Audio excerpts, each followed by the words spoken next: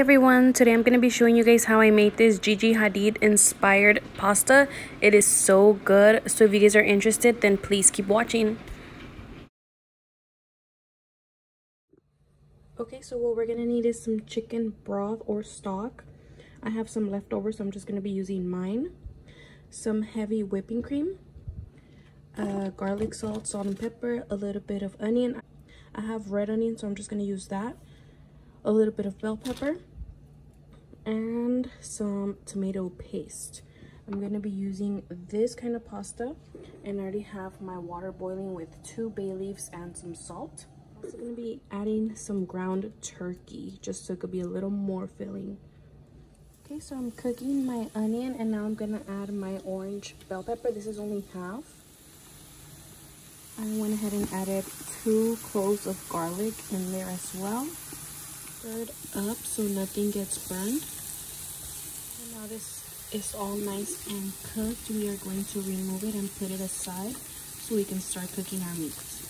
Okay, I'm gonna season my meat and let it cook all the way through. And now that my water is boiling, I'm gonna go ahead and pour in my pasta. Since it's only for my husband, my son, and I only used a little over half of the box, and this is gonna be just enough because of the veggies, the turkey and the pasta. Pasta is almost ready, so I'm gonna turn it off. And then my meat is almost ready, and once it's ready, I'm gonna put it to the side as well. This recipe does require some chili flakes, but because my son will be eating some, I'm not gonna add this, but we can always add it to our own plates. In the same pan, I'm gonna add 1 tablespoon of the tomato paste, and I'm just gonna be cooking this through with that little oil the meat released. The whipping cream, I didn't have heavy cream, which is why I'm using this one. And I'm just gonna whisk it.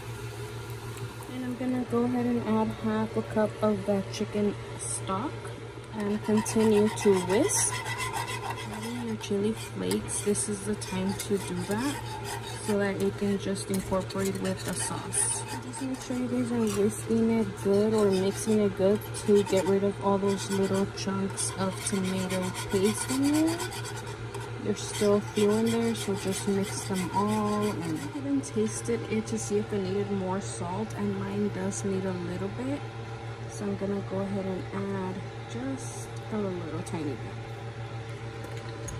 And now that our sauce is ready, I'm gonna go ahead and add the meat and the veggies.